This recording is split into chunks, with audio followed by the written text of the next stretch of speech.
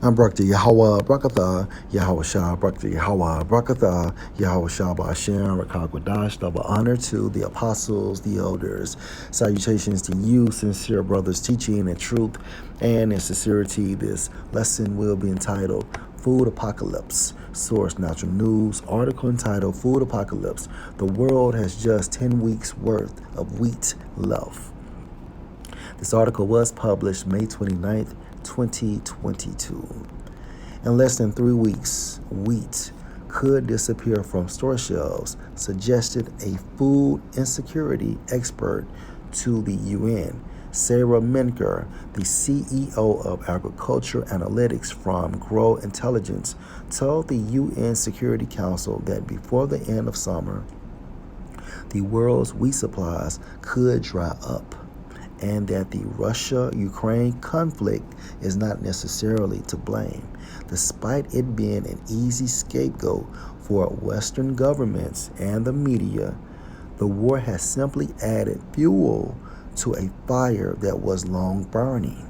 In other words, the global food supply, at least as far as wheat goes, was already in tatters long before Vladimir Putin decided to make his move.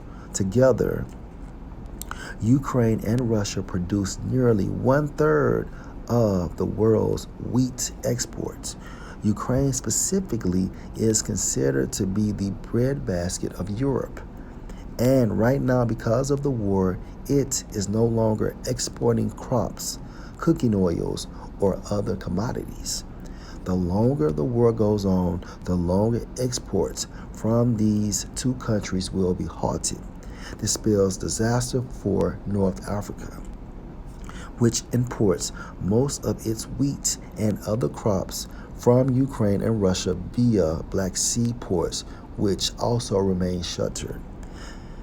The U.S. is, of course, blaming Russia for all of this. U.S. Secretary of State Antony Blinken claims that Russia is holding food hostage and using its protectionist measures as a weapon to starve the world.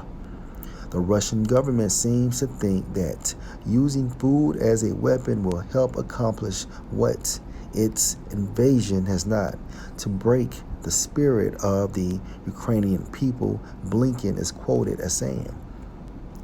Keep in mind that the U.S. and NATO are the ones that impose major economic sanctions against Russia, along with the pullout of major corporations such as McDonald's, Sephora, and IKEA, among many others, from Russian territory.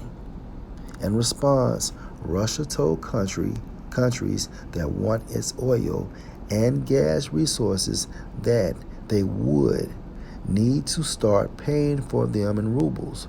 Russia also cut off exports of key food crops in order to maintain supplies for its own citizens amid the crisis. Do you see the difference, between America and Russia? Russia also cut off exports of key food crops in order to maintain supplies for its own citizens and amid the crisis. The real problem, according to Menker, is that droughts and other extreme weather events have been eroding the global food supply for years. The situation was only exacerbated by the engineered fill in the blank, followed by Russia's invasion of Ukraine. We currently only have 10 weeks of global consumption sitting in inventory around the world. Menker says conditions today are worse than those experienced in 2007 and 2008. And as you can see, it's only going to get worse. Ecclesiastes 12:1. Remember now your Creator. Our Creator is Yahweh Bahashem, Yahweh Shai, in the days of your youth, while the evil days come nigh. And guess what? Yahweh Bahashem, Yahweh Shai, has activated the evil days, which means what? Bad times. Nor the years draw near when you shall say, I have no pleasure in them. Ecclesiasticus 5 and 7, make no tarrying to turn to the Lord, meaning what? And put not off from day to day, for suddenly shall the wrath of the Lord come forth, these evil times, all right, in the form of what? The hour of temptation, all right, is advancedly approaching. Jacob's trouble has been activated. Within these evil times, there is going to be a lot of judgment in the world. And this is coming from Yahweh Ba'ashem, Yahweh Shai, through his whipping stick,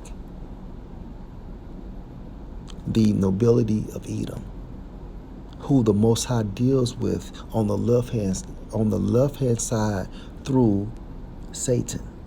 Okay. For suddenly shall the wrath of the Lord come forth, and in your security you shall be destroyed and perish in the day of vengeance. Whose vengeance? From Yahweh Ba'ashem, Yahweh Shai, for living and conducting yourself within a wicked lifestyle.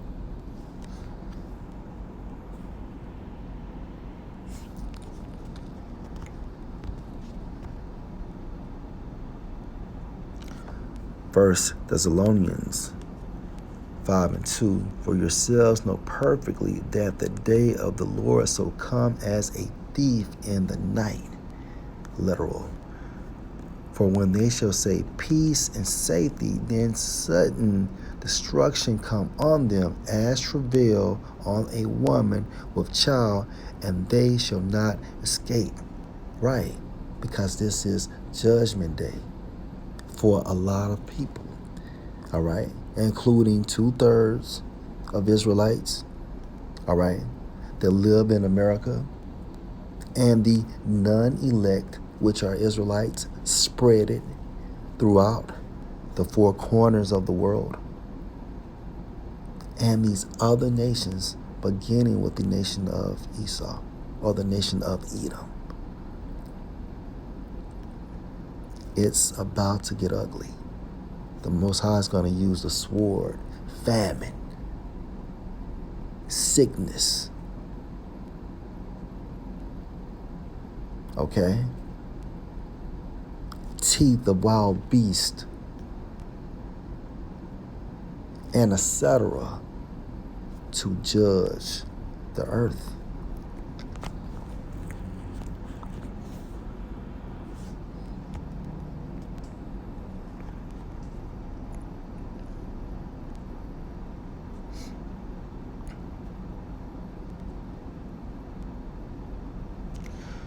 Second Ezra 6 and 22, and suddenly shall the sown places appear unsown, the fullness, Salakia, the full storehouses shall suddenly be found empty.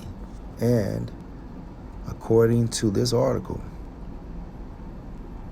the world has just 10 weeks worth of wheat left, right?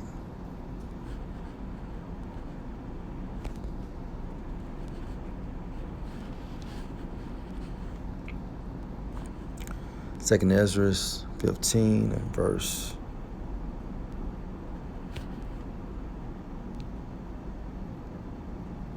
14. Woe to the world and them that dwell therein, for the sword and their destruction draw near, and one people shall stand up and fight against another, and swords in their hands. Let's keep going. Verse 19, a man shall have no pity on his neighbor, but shall destroy their houses with the sword and spoil their goods because of the lack of bread. Hence this food apocalypse and for great tribulation.